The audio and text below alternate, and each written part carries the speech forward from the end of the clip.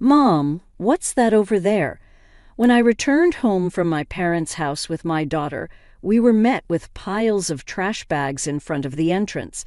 As we approached, I realized that these bags contained my daughter's and my belongings, carelessly packed as if they were actual trash. Confused, I exclaimed, "What's this? Why is this happening?"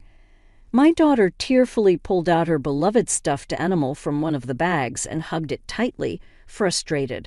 I marched towards the entrance only to find that the locks had been changed while we were out. It became apparent that my mother-in-law and sister-in-law were behind this. Ringing the doorbell and knocking several times yielded no response. "What is this? Isn't it terrible?" I muttered. Upon closer inspection, one of the trash bags had a note that read, "Parasites disappear, never come back." A surge of anger welled up within me, and I couldn't help but express my frustration aloud. "The real parasites are you," I muttered. This was the worst treatment I had ever received from my in-laws in 15 years. Not only me, but making my daughter feel this way too was unbearable. My patience exhausted, boiling with anger, I loaded our belongings into the car, and we returned to my parents' house. "I will never come back to this house again," I declared. "I'm looking forward to seeing what happens to the parasites when their host is gone." My name is Sarah. I am currently 43 years old. I live with my husband, daughter, and my husband's mother and sister. I can't say we live happily. I work from home, but this house is never peaceful. The issue lies with my mother-in-law and sister-in-law, Diane. They have disliked and ignored me for over 10 years. As my daughter, Tracy, grew up, it bothered me less and less. I mainly work as a personal consultant. I started as a fortune teller, but as my blog became popular, I began receiving more consultations on attracting customers, leading to my current job. I met my husband Kent through a friend's introduction when I was training to be a fortune teller. I'm working as an SES at a pharmaceutical company, and I also do affiliate marketing as a side job, which is finally starting to take off. Kent gave me enthusiastic advice on attracting customers when I expressed my struggles with fortune telling. Attracted by his kindness, we started dating and got married a year later. At that time, our income wasn't great, but Kent always supported me. I'm so glad I married Kent. I truly felt this way. Living with my in-laws began about a year after I got married. It started when my father-in-law, who had been healthy until then, suddenly passed away. My mother-in-law felt insecure about the future and asked my husband to live with us. We agreed to live together in exchange for her taking care of the household chores. Initially, my mother-in-law welcomed our living together and was happy.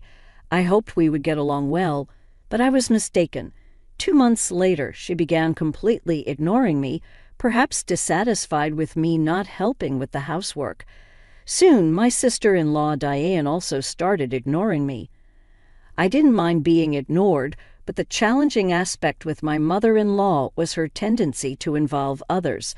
Not only did Diane hear about it, but even neighbors and relatives were informed that my daughter-in-law stays at home, but says she's working, leaving all the housework to me.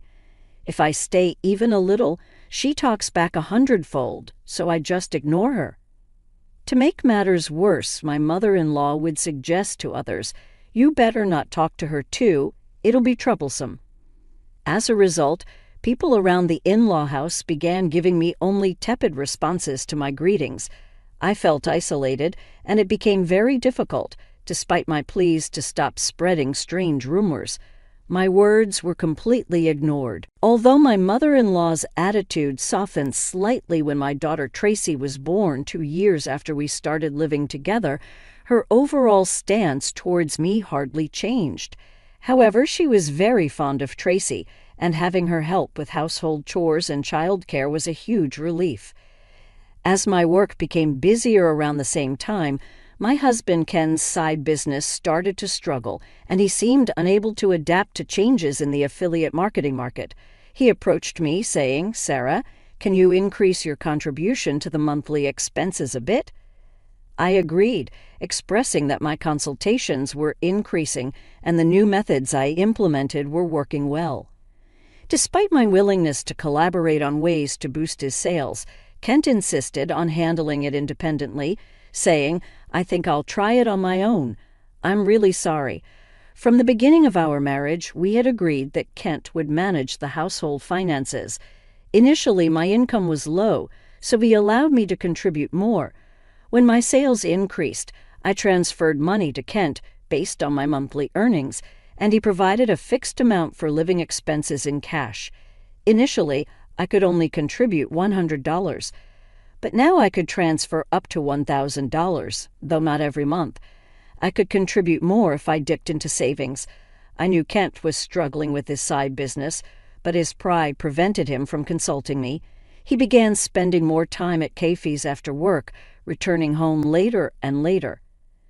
When Tracy was about 5, Diane got married and moved out. Since she lived nearby, she often brought her son Ricky to our house during the day. When Ricky turned 1, Diane expressed her intention to start a part-time job. My mother-in-law gladly offered to take care of him until the evening. Diane was appreciative, saying, "Thank you, I'm so happy." However, as my mother-in-law began caring for Ricky at home, she became very fond of her grandson and started being cold towards Tracy. When they fought, my mother-in-law would scold Tracy, comparing her unfavorably to Ricky. Over time, Tracy started playing near me and began to dislike my mother-in-law's behavior. I spoke up, saying, "Talk to your mother.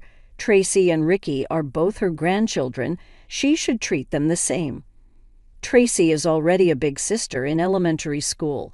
However, my mother-in-law's focus shifted, and she approached me saying, "Things are tough at the company right now. We might not get bonuses, so could you contribute a bit more?" Despite the challenges, my blog's client attraction was successful, and I started receiving more consultations as a consultant, earning far more than I did as a fortune teller. When Ken requested additional financial support, I responded, "I'm already contributing $2,000 a month. Isn't that enough?" "Yeah, I'm embarrassed to say, but my salary has decreased, and the side business isn't going well," Kent admitted. "Don't be secretive. We're a couple. We should support each other in tough times," I insisted. "I'm really ashamed, thank you," Kent replied. Later, the amount I contributed gradually increased, and eventually I was transferring $4,000 a month to Kent. Still not wanting to hurt his pride, I let Kent continue to manage the finances. When Tracy was in 6th grade, Diane came back home with Ricky. It seems Diane got divorced due to her infidelity, but I don't know the details. By this time, Tracy could help around the house, so household chores were divided among each family. Being ignored by my mother-in-law and Diane continued, but it no longer bothered me. It's unfortunate that I couldn't give Tracy her own room when she started middle school, as Diane's return meant we ran out of rooms. One night, while discussing which tutoring school Tracy should attend for middle school, Diane suddenly said, "Hey, tutoring is expensive. Why doesn't Tracy study by herself? Could you stop making such comments? I'm paying for the tutoring, so it's none of your business what Sarah is paying," Kent intervened. "Impossible. You don't earn anything," Kent said. "He's supporting you. You're just a leech, aren't you?" Diane accused. "Haha, you married him because he has money, right?" she continued. My mind was filled with questions. What does this mean? What has Kent been telling his mother and the others? Kent is the one supporting this house financially. It's about time we put an end to the parasite's lifestyle, Diane proclaimed. "I feel bad for Tracy, but if we pay for her tutoring, we won't be able to pay my compensation," she reasoned. "Are you saying our house is paying for your compensation, Diane?" I questioned. Kent said he would pay for it. "You should spend your money on Ricky," Diane suggested. I began to understand the deception and felt my anger rising. My husband had always managed our household finances, and my mother-in-law had taken care of the household chores and childcare until Tracy grew up, so I thought they knew I was also contributing to the household expenses. Is Kent bearing all the expenses of this house, including your living expenses and the compensation Diane is supposed to pay? I demanded. Be quiet. It's only natural for a family. You're the only outsider here, not related by blood, and yet you act as if living here is your right. It really makes me angry, my mother-in-law snapped. What you contribute is barely enough for your own food expenses. You hardly have any income, and yet you're so arrogant, she continued.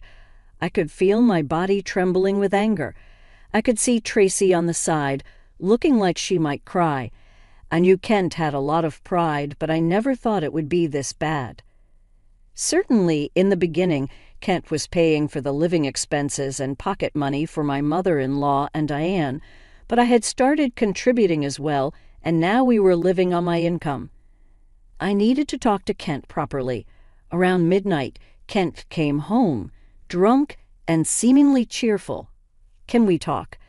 I didn't know you weren't getting any money from your mother or Diane. They said you're covering all the expenses of this house. About that, my bad. It's a matter of pride as a man, you know. When we started living together, I was paying for everything. There wasn't a right moment to say you were also paying, and in front of the family, let me be the eldest son a little, please, Kent explained with a light-hearted tone, as if in a comedy sketch. Oh, that's right. I'm going to come in this Saturday. I'll be gone for a week. Take care, Sarah. I got invited to a seminar in Komen by a friend I'm doing a side business with.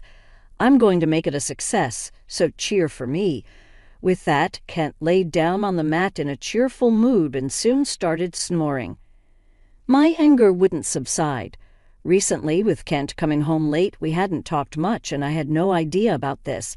I thought he was joking while drunk, but on the weekend, Kent really left with a large suitcase. During Kent's absence, I had the freedom to use the car, so I decided to take Tracy back to my parents' house. The next day, a shocking event awaited us. Mom, what is that? When Tracy and I returned from my parents' house, there were piles of trash bags in front of the entrance. Upon closer inspection, these bags contained mine and Tracy's belongings, carelessly packed just like real trash. Furious, I headed towards the entrance. Has the lock changed? It seemed that the locks had been changed while we were out. This must be the work of my mother-in-law and sister-in-law, Diane. I rang the doorbell and knocked several times, but no one came out. What is this? Isn't it terrible? Upon closer inspection, one of the trash bags had a note saying, "Parasites disappear, never come back." I felt a surge of anger from the bottom of my heart. The real parasites are you. I couldn't help but let out a swear word. This was the worst treatment I had ever received from my in-laws in 15 years.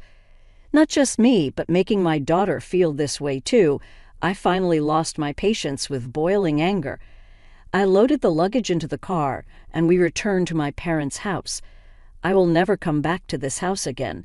I'm looking forward to seeing what happens to the parasites when their host is gone. When we returned to my parents' house, they were shocked. I hadn't told them about the ignoring from my in-laws, the money issues, and most of all, their attitude towards Tracy. Not wanting to worry them, my parents said, "There's no need to go back to that house. You should claim compensation from them." They cried with anger and told me to stay with them.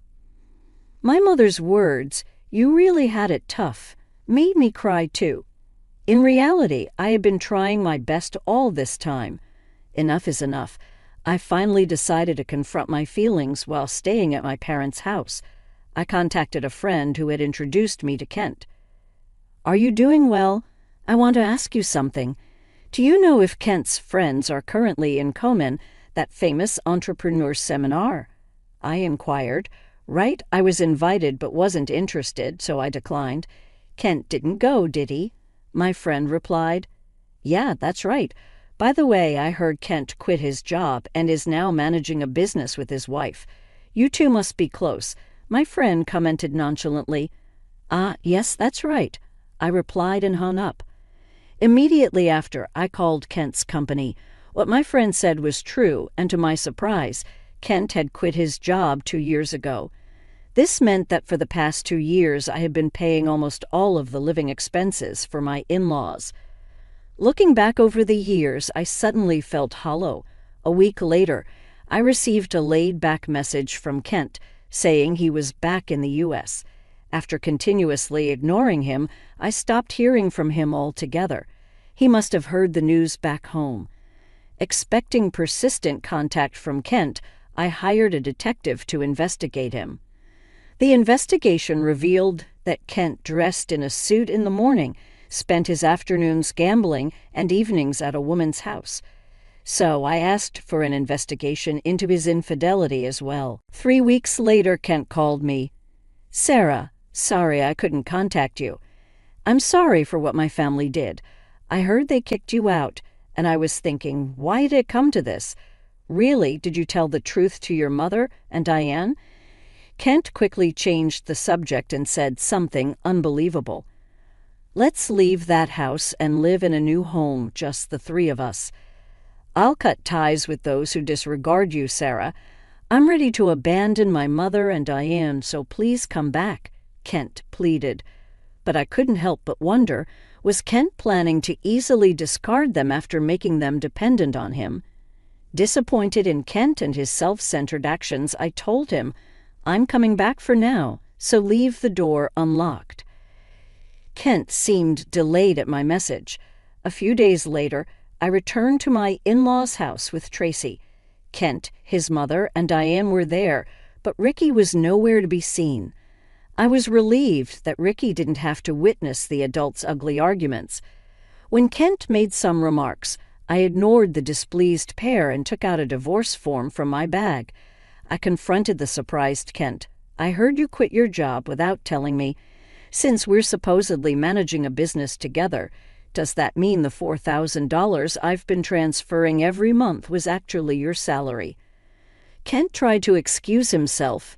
"No, that's not it. I told you the business was in trouble, right? So I decided to quit before getting fired." But I countered, "I heard you quit 2 years ago, right? I called your company and it's still not bankrupt." Kent fell silent. I pressed further. "By the way, what role do you play in our joint business?" "Man management." "Are you the accountant?" Kent became increasingly uneasy and started sweating. "Kent is supporting the whole family, isn't he, Mother?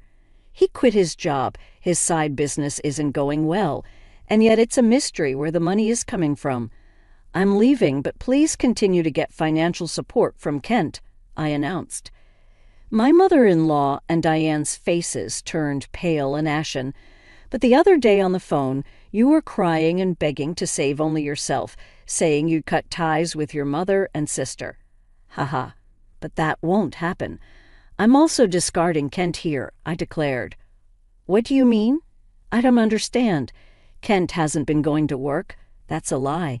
He leaves in a suit and Sarah was supporting the household. It's true, Sarah has been paying for everything for years. I'm unemployed now and not doing any side business. We're going to have a hard life because you guys kicked Sarah out," Kent admitted. "We could have had an easy life without working if you hadn't done anything unnecessary," I accused. "What do you mean by that? You were planning to abandon us, weren't you?" Kent's response ignited the fury of my mother-in-law and Diane. As the three of them caused a commotion, Tracy and I began to take action. I came to pick up some forgotten items. I took a cleaning robot bought within the last 6 months, an expensive microwave favored by my mother-in-law, and the beauty device Diane had gotten from Kent. "Wait, that's mine. This is mine since I bought it with my money, or you can pay me back for it." Diane fell silent at my words. Then I searched for and gathered my belongings from their rooms. The belongings they had put out did not include my expensive brand bags and accessories. "Why are you taking that too?" "This is mine," they complained. I ignored their complaints and sweet talk. Finally, I dropped a bombshell on Kent. "Oh, I forgot. I plan to claim compensation from your mistress, Mary, to tell her it's no use running away." "What? How do you know about her?" Kent panicked. I know you went to Komen with Mary recently. Good for you, right? Of course I have all the evidence of the affair, so no escaping that. No way. You've been deceiving me and having fun for the past 2 years.